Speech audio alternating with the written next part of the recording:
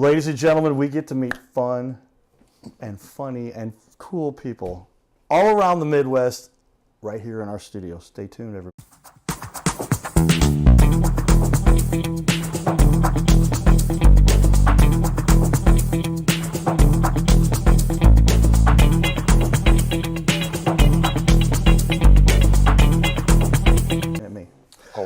Always looking over at the host, because if you look into the camera, it's weird, I think. I agree. We're recording that live, so that's a note for everybody there. Some people asked me, I was telling them, because right before our intro finished, I said, by the way, just you and I are having a conversation, you'll look over here. If you look at the camera, tell me how weird this is. We're doing a show. We're just live. We tell how life is. Clay and I have been talking about that in general here. Just tell it how it is. But when I go to like this, now sometimes I do want to make a point, and I look right at the camera like this. Because that looks like I'm looking at you. I'm not. I'm looking at a camera, but it looks like I'm looking right down. But for the host, that's okay. But for guests, okay, unless you're a politician. No, anything but. Anything but. Yeah. Ladies and gentlemen, welcome Clay Marquis. Marquis. I knew I told him I was going to mess it up. I did it on purpose. Marquis, Marquis. That's the American pronunciation. Is that right? It is. And so there was a pitcher for the Cardinals that I forgot to mention. I was thinking of, I forget his first name, but his last name. Jason Marquis. He was Jason Marquis. Right. That's correct. Wanted to call himself Marquis. He wanted to go back to the old French That's version. the correct pronunciation, is Marquis. If you're in France, I would say you're in America, so you said it the American way, right? There we go. Hope the French people are not upset with us about this. But we want to talk about our leaders in the community. So Clay and I have become friends here in the last. We spent an hour and a half almost setting up the show here while we chit chat. But we're looking for the people that are small business owners. That's my favorite. I like working with small business owners because I know who I'm dealing with, like the owner who might sit in my chair right here. Or if I have a project, I'm talking to the owner. And with a small business, that's what you get. Is that a benefit for the average consumer? Indeed. So as we talked about it, we got into all the caveats here of life in general, but I'm going to show you a lot of great information Clay has on his website and the stuff he's done for 2002. 23 years. 23 years, 2002, and what he's doing to impact our little planet here. Oh, mostly I guess all over the St. Louis area. Generally, North St. Louis, mostly Alton area. Godfrey. Metro East, mostly. East. I Okay. do some work in Florissant, Hazelwood. Gotcha. Because if you've been around St. Louis, a lot of people are like, Alton, Illinois, that's the other side of the world. No, it's like 15 minutes from here. If you just go up Highway 70, around 270, not up 70, you go 70 to 270, go around, and all of a sudden you're in Illinois. Yep. I went to go see my chiropractor over in Collinsville on a regular once a week. And it was a 25-minute drive. People were like, oh, it's not that far. It's not bad. But yeah, you get to service real quickly. You're over the North County part of St. Louis, like 10 minutes, right? Yes. Maybe 15. And then all of the Metro East over there, people don't realize that's like another side of the St. Louis. It's a whole other country over there. There's 600,000 to 1 million people over there, I'm guessing. A lot of people, yeah. Edwardsville down to Edwardsville and Granite City and north of there and then north part of St. Charles County. Down to Waterloo and all. It's getting a little far. It's but it's over there. It's not. Yeah. But you're up and down, what is that? I guess it's 255. 255, yeah. Which is 270 around St. Louis. Mm-hmm. They just call it 255 over in Illinois. Mm-hmm. There's a little geographic lesson for everybody. Hopefully some of that was accurate from my side. All of yours was, but he lives there. I just visit there. And Fast Eddie's. Yeah. And all the fun stuff over there. And all. Oh, But yeah. it's literally, go over there, everybody. It's not too far from where we all live here. I grew up in Fenton, so like the opposite. Like here's Fenton, my hand up here, and then there's Illinois, and St. Louis is right here in the middle of it, kind of diagonal. But St. Charles is like so. Anyway, welcome to the show. Thanks for having me. Sharing some of your wisdom and history and what it's like to run a small business for 23 years. That's pretty cool. Tell me what you specialize in a little bit. I want to jump around here. I've got some questions for you. We talked about how long you've been doing. How long have you been in the industry? You talked about that a little bit too. You actually started off working for somebody else. Yes. And prior to that you were doing paint. Is that right? I sold paint for Sherwin-Williams. Are they the biggest paint maker in the country? In the world. In the world? Yeah. Okay. And learned a lot about this kind of, okay, let's go back before that. Did you have interest in, how'd you get interested in paint to begin with? Was it just somebody said, I'll get you a job, so that's what you got into? I'll get you a job. Or was it? Yeah, as an assistant manager of a paint store. Okay. And so I took it. It was my first job out of college and, making $12,000 a year. And started a family. And you weren't saying, I want to be an artiste, so I want to learn about paint. They said, no, they said, we got to No. take a job where you can get it, and then you decide if you like it. That happens to a lot of people. I mean, I didn't know for sure I'd get into TV production stuff, but I had some interest in it, and then it kind of fell this way. It comes off the marketing background. But what was I going to be? I was going to be a shortstop, not a baseball player, a shortstop. That didn't work out. They had this guy named Ozzie Smith in my way. I had him like, come on, Ozzie. One of the greats. Yeah, no, Ozzie, he wasn't in my way. He was there forever. And I was probably could have come in right about the time he was retiring, except I got hit by the drunk driver. Okay. And Ozzy's just a legend, and I get to hang out with him periodically and talk to him at events, and he's just a super nice guy too. But he was my model as a kid, my hero. And so sports background, we didn't talk about that much in our pregame prep. What's your sports as a kid? Did you play? I played everything when I was a kid. Wasn't good at any of it. Baseball, basketball. I ended up the starting goalie for my college soccer team. Really? In college, and I played tennis in college as well, varsity tennis. But, mediocre. It was a small school. They didn't recruit. Monmouth College. Okay. Mm-hmm. Ended up playing college soccer, everybody, as a keeper. Started goalie, yeah. Started goalie. Yeah. You were the guy that was crazy enough to say, I'll throw myself in front of a ball. Did you? I loved it, yeah. It was great fun. What do you think you learned from sports? I thought about caveating the show a little bit more towards that, to have that discussion, because that's where my background came from with what I think has made me the little bit of success I've had. I believe came from my background being so determined with sports. I know that's what I know, because I remember I sat there, what compelled me to pull a ventilator out of my own throat when I was coming out of a coma? And that wasn't English class. Mom, love you. English teacher. Thanks, Mom. But English didn't do it for me. Sports.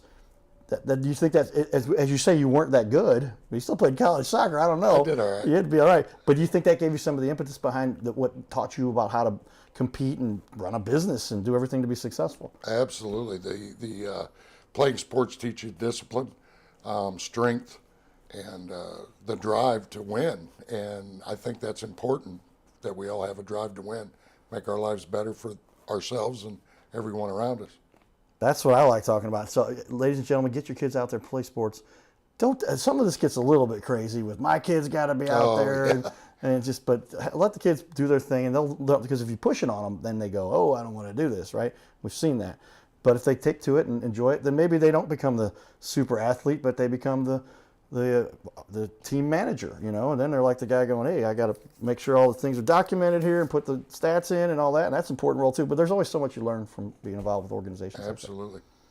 Okay, that's a cool little caveat there, but and it ties into that's why we wanted you to come on, because we did some research on you and said, hey, you got a good little business here in St. Louis for 23 years. I didn't realize that before you came on to talk about it, but I have my assistants help me do a great job. They run the company. I just do the interviews. Sure. And they're probably better at running the company. They are, yes. It takes me. Yeah, I'm like, if you can guys do all this stuff, that's the hard work. I get to do the fun stuff. You're really good at this. I know that. Is that right? Well, people have said, Carter, if you're ever going to kind of expand, who are you going to have fill this role? And it is true. I'm producing and editing and interviewing all at the same time. Okay, but my parents made my one little thing I'm good at. Ask me how to fix a roof. Yeah, I could do it. It ain't gonna look pretty. It may not be fixed. It may be a bigger problem. But that's why you guys, you start off with this and you say, I like the background you talked a little about, if you don't mind sharing that, and without naming names, of course, but you were working for somebody else mm-hmm. and done very well. Mm-hmm. And then the boss came to you and said, hey, we got to make a change. And you said, tell everybody what you said if you want to. I don't like that change. I'll make the change. I'll start my own business. So that's what I did. And it wasn't that they were saying go away. They were saying we got to bring things down a little bit. Right. And you said, I'll help you out. Yeah. That's not fair. I don't like that idea. I'm going to go start my own and thing. We're still great friends today. Is that true? Yep. Yeah, we're still great friends today. He taught me a lot, and I owe him a lot. So now I do my own thing. There you go. See, not everybody that separates from a company, I've been fortunate to work things out generally that way too. Because you never know when you're going to cross paths again with people, right? And just thank you. I got a difference in the way I see things a little bit. You know, I want to try this. And obviously he didn't take that as any kind of a personal insult. He just said, I get it. Not at all. You got to do what you got to do. I got to do what I got to do. And did he stay in business after that? And oh, yeah, he does very well. Yeah. Runs a very successful business. Yeah. Cool. And that's just the way the world. See, there you go, everybody. Why can't we all just get along? We can. This is another great Yep. example of that. Yeah. Very cool. Well, with that, I mean, what is it that really fuels your passion about this? I mean, as a matter of providing the, first off, tell everybody exactly what it is you do. HomePro Services. Mm-hmm. That can be a lot of things. What do you specialize in? Remodeling, residential, commercial remodeling. And we just like making things pretty. Yeah, I was looking at some of the pictures you've got up here. I'm like, there's some good-looking work you've done up there. Good work, and a good-looking website, everybody. See that on the, I'm going to let the titles roll. I've programmed these titles to come up the way they do. And change. There it is. So HomePro Services, and that's an IL for Illinois. Make sure we talked about that. Make sure that you understand it's Illinois, because he's over in Illinois, and services. If the job is right, you'll go to Absolutely. Arnold or wherever. If the job is right, sure. Just go. And we all have to get, as we get good at what we do, we get to pick and choose what we want to do. Indeed. And make it a win-win-win. If it's not, you ever heard that story? I think it's Stephen Covey's 7 Habits of Effective People. My dad had that book, and I got the opportunity to take a training class at Anheuser-Busch. They'd like to train people and pick your class. And I said, let's take the 7 Habits of Highly Effective People. My dad had that book. I don't like to read. Right? Nobody likes to read, do they? Some people do. But I would take that class, and they said, everything's got to be a win-win-win. It means the consumer wins, the business wins, and the win between both of them, or whoever, salesperson, everybody has to win within that situation, or else nobody wins. Even if somebody made off and made a bunch of money, and the consumer didn't win, then that's going to come back on the person who made a lot of money, because word spreads, right? But if the consumer got a deal, got over on somebody, you were talking about a couple people in your life who've had situations like, that's not what we agreed to, whatever, I've had that happen. Then they won temporarily, but they're going to lose long term. You got to make it a win-win-win. Is that fair? Absolutely. Is that a good strategy for business? Indeed. Yeah, everybody's got to come out on top, and that's what you strive for. You can't always achieve that. 99% of the time I have, though. Really? That's pretty cool. When you say you can't always, I'm like, oh, is it 50? But 99%. Yeah. There's been, I have personally, I won't name names, I had one client who I don't want to say anything about it other than just like, it was weird. And I'm like, no, that's not how this works. And the other 150 people I've talked to love what's going on here. And they actually liked that part of it, but they tried to get more out of it without paying for it. And I was like, that's not how it works either. Right. Can't do that. Every once in a while you deal with that, but 99% of the time, good things happen. Because you think it's because you've got that good reputation, you work hard, you do things the right way, so that precipitates more of the same. Is that kind of how it works? Or? Honesty and integrity in what you do. Do what you say you're going to do and make it pretty, like I said. That's what we like to see. Man, good tips. We got into some deep stuff here real fast, but Clay and I were talking about life pretty intently before the show started. So thank you for that. Well, I'm going to give you a little bit of an overview here because we do see good-looking work. So if you take a look here at the websites that he has in place, and when I'm talking about Facebook as a website, that's technically a website, everybody, and his actual website with the stuff that we got on the screen here. So take a quick preview here, and you can see there, that is the Facebook page, and lots of good information out there, and a lot of great examples. We're going to go over some of the work he's got out there because you get to see the actual stuff you've done and see the actual work. Great looking stuff. And then press button number 2. Don't hit the wrong button, cowboy. Then here's this website, and the website looks great too. You did a lot of work to make that thing look good, and lots. Oh man, look at that! All right, great looking work you've got there. So check that out. But that is HomePro Service IL, and look at all of the information available to you out there on the website. Good work. Thank you. Websites are not easy. How much of the time do you feel you put into the website? I mean, you may not have developed it yourself. But I did not. You were working with somebody, obviously, that does that. How much time does it really take? We haven't talked about this either, but I do a lot of work on websites. And then how much time?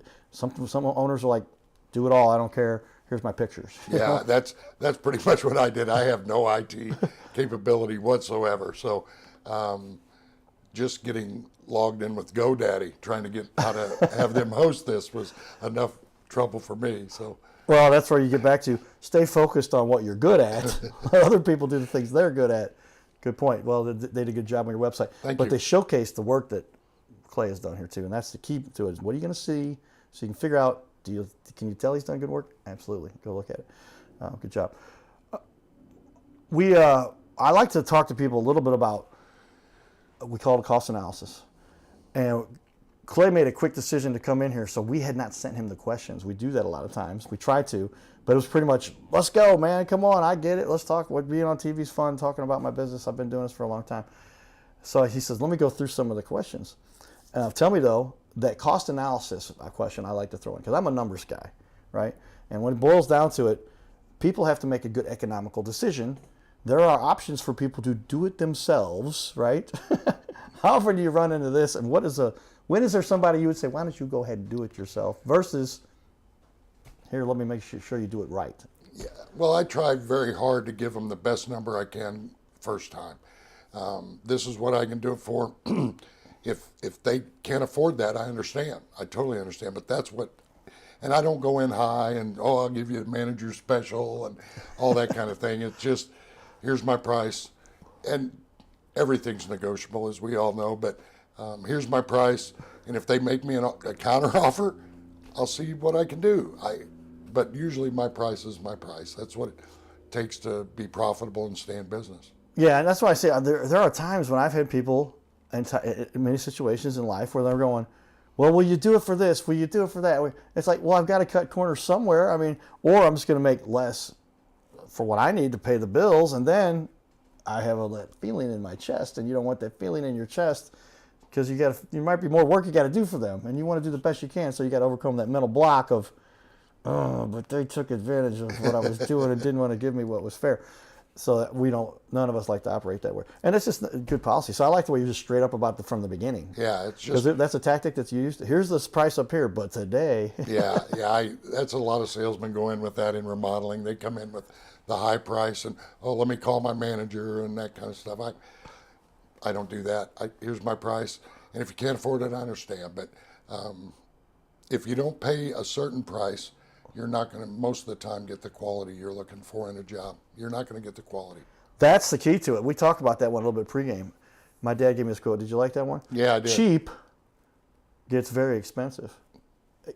Give me your perspective on why that's true. I think that's what you're talking about. It absolutely it is. If you go in and your budget for a job is $2,000 when it should be $4,000, and you find somebody to get it done for $2,000, it's going to cost you a lot more for me to come back and fix it later. Yes, redoing a job costs double what you would have spent before, or sometimes more than that, depending on how much labor they have to do to undo what wasn't done correctly. Yeah. So people say, give me that deal, cut it in half. What? Okay, so you don't want the toilet? I mean, you've got to, you're doing a bathroom, but you're going to, because I can't afford to do a toilet and a sink and a shower if we're going to have that price. That's just not possible. Right. And then they want it. So then you got to slap it in there with duct tape. I mean, the thing's got to be installed correctly, right? Yeah. Is that what you're talking about? Yeah, I mean, and there's a lot of guys out there with a step ladder and a hammer and a pickup truck, and all of a sudden they're a carpenter. Well, not so much. Yeah. Well, I'll go off on that a little bit. How important then do you think the experience that you've gained over 23 years of doing this is? I mean, just because there's so many things you learn by doing them, right? In 23 years of learning and doing them, Sure. You've seen what can go wrong. You know what might happen based on what they're saying. They want to do it this way, and you're like, let me tell you what's going to happen. Tell me about that. Yeah, I've been doing it a long time, and you learn something new every day. Even today, I've learned something new. Right. And if you can't learn from each day of your experiences, then you shouldn't be doing this, because I don't care how old you are, you're always going to find something new to learn in this business, especially, and in most things in life. But the experience is everything in remodeling. Great feat. I love that, man. I've talked to my mom recently about this. I talk about my mom all the time on my show. Why? Because she's an important person in my life. I learned a lot from. I'd like to share everything I've learned, because I've learned the more I share, the more I help people, the easier my life goes. Sounds like a similar perspective, but yeah, man. She told me, she says, Carter, I won't tell you how old my mom is, but if the Cardinal Cowboy is 53, see what I did there? My mom was probably 59 at least, right? It's my birth mother. No, she's not 59, but her birthday's coming up Monday. Happy birthday, Mom. Happy birthday, Mom. And she says, Carter, at the age I am, which you can guess what that is, teaching for 60 years. How about that? They just gave her an award on the front page of the St. Louis Post-Dispatch. Kind of cool. Very She found out how that came about. It's all about connections. One of the guys, it's a student of hers. It's done well. Did stuff for Google. Does stuff in New York. Made a phone call. Said, that's pretty cool. I'm making a phone call to my friends in St. Louis. And then, bam, she's on the front page of the St. Louis Post-Dispatch. Treat people well. Things go your way. Yes, they do. And she said, I learn something every day. I'm like, you're whatever age she is. It's beyond 49. and she still learns something every day. Why is that so important, do you think? Well, because I'm old. If I forgot it yesterday, I learned it again today. Clay is also a semi-pro comedian too, everybody. As am I. We're not making money at it yet, but we still try to make people laugh. I've entertained a few. Is that cool? That's funny. We need more funny people on the show if we can, because I believe that's just, life is short. Make the best out of it. Have a little candor in your daily life. It's not a good day without a little belly laughter in that day. That's right. Well, if it's you not a good day. Okay, we're going down another caveat here, but it's that perspective on life, right? And if you're smiling, life is easier. If you're always, let me do that face for everybody. They call that the, I'm not going to say what they call it because this is a family show, but the resting face that looks like you're mad. There's a B they put in there, but you guys figure that out. Tell me if I have to edit that, anybody. Anyway, but you've got that look on your face. Nobody wants to deal with you. Like, they look at you like, hey, we're about to have a meeting. We got work to do here. And you go, then smile. There it is. Hey, see that smile, everybody? Look at that. All right, good work. That's important. All right, good stuff. That's what we like to share. And that makes business go better. That makes the world go better and helps us all get along. If there was one thing you say that you do over time, I got to put the cowboy hat on. We're getting halfway through the show here. There you go. Doing lots of community discussion. Much better. When we do the cowboy hat, that's when, because people are talking about the community, making a difference. Give for Clay for doing that. What is it that fuels your passion about this and makes you wake up every day to do it? For 23 years, since you were 17. I love what I do, and as we talked about earlier, meeting neighbors and making friends. You know, I love what I do. I meet a lot of people, and I've made a lot of friends. And that's because you're doing the job right. You have to.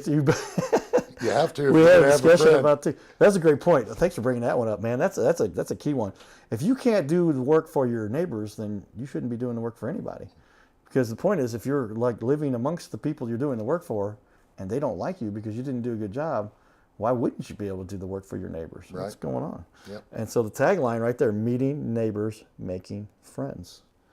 That I've never heard that before. I love that concept because did I interpret that correctly? Like, if you got to do the job right, you might as well do it for your friends, your neighbors. Absolutely, absolutely. And he who wins has the most friends when he leaves. So that's the way I think about life. Wow, not only a funny comedic mind, but the comedians, they say, are some of the smartest people because they learn how to take a situation. Certainly true in my case. Certainly true. But also wisdom. They kind of tie together. But yeah, who leaves with the most friends. Yes. I love that perspective because I try to make everybody smile, whether I'm making money or not. Because a lot of times I'm not. We all have time. We're not working 24 hours a day these days. But when I'm at the Cardinal game, I want to put a smile on somebody's face. That's all I care about, really. That's what we're all there for. Right? And because life is short, and hopefully along the way you learn how to make a living and produce something that people need. And let's talk a little bit more about your business because I like that. When it gets down to it, there's obviously and this is something we talk about. We're almost through the first half hour. We're going to do 2 half hours. I've got another appointment, but I'm going to tell them they got to wait a few minutes because we got to finish up here. But give another half hour to Clay because he's got a lot more to share. People are always worried about when they're getting construction done on their house. Mm-hmm.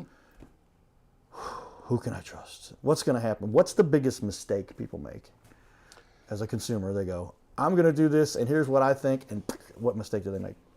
Well, I think nowadays people are doing their due diligence to figure out the best contractor. Most of them are.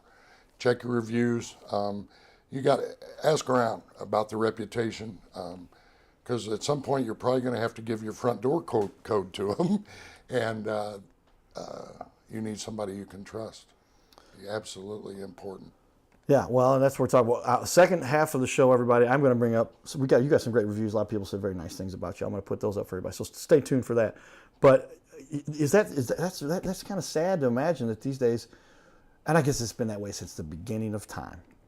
And it was a lot more difficult. I like what you're saying there, because back in the day, before there was reviews, before there was the BBB, before there were all these places, you just pretty much had to go on somebody's word of mouth.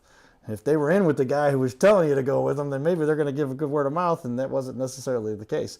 And there are still people out there that I guess survive by sneaking by, but that's less and less capable now, because the word gets out. This new internet thing has changed things a little bit. It's changed everything. It has. It has. Your reputation follows you very closely with the internet. It does.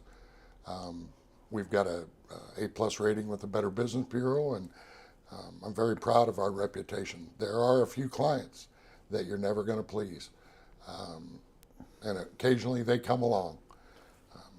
But I've been very blessed in that most of my clients, 99% again, love our work and love my crew. And I get Christmas presents from them. People were sending you Christmas cards that they were, normally the business sends the card to the client as a reminder, by the way. That's a marketing tactic. But you're saying the clients send you cards to thank you for the work. I'd never heard that before. Hey man, you must have somebody stands out in the community that's getting that kind of response from people. Is it because of your comedic, funny personality, or the work that you do? Probably a little bit of both. Probably a little bit of both. But I said the work's got to be done, or else they don't care how funny you are. Right? I've heard some of my clients retell my stories that I tell them. So, and the reputation and the work, and we've got a fair price. We're not the cheapest guy in town, but we're not the most expensive. Give you a fair price. Hey, take it from one of the best here, been doing it for 23 years. If you do things right, do things correctly, you take care of your clients, it can last 23 years or more. Yep. The hope is someday maybe, what do you think? I know you told me off camera, but if you want to say it on camera, what's the hope long term with this potentially? With me in the business? With your business, yeah. Yeah, my son works for me, and I think he'll probably move on with the business when I decide to retire, which is hopefully soon. And my wife and I have a lot of plans to travel and do some fun stuff. Well, that's what we like to see, because if you can take we call that generational transfers, right? Yeah. And so then it may not be, I don't know his finances, but the wealth, I mean, if it's at least a business that you'll be able to pass on, and whatever financial comes along with that, if it's $1 million, if it's $500, whatever it is, but to have a business that you can transfer on to the next generation, that's pretty cool. I mean, how many people would love to be able to do that, and they can't? They're always going off to work for somebody else, and then the next kids come up and they work for somebody else, and that's why I wanted. I wish I had started off earlier, working for myself. You have a lot more control then. You do. We'll work many more hours for ourselves. You got to work a lot harder, but it's your schedule this time. That's right. When you work for yourself, it's your own schedule. Great stuff, everybody. Thank you for bringing all those great notes that you made up to us, because literally there are so many opportunities we have to make this planet a better place. A lot of our past guests we've got here, we want to shout out to everybody for keep doing great work. Thank you. And as I scroll back here, look at some of these guests, and our shout out to our sponsor, your Carroll House, because you like nice things. And there it is, My Metal Pro. Thanks, everybody. Giddy up.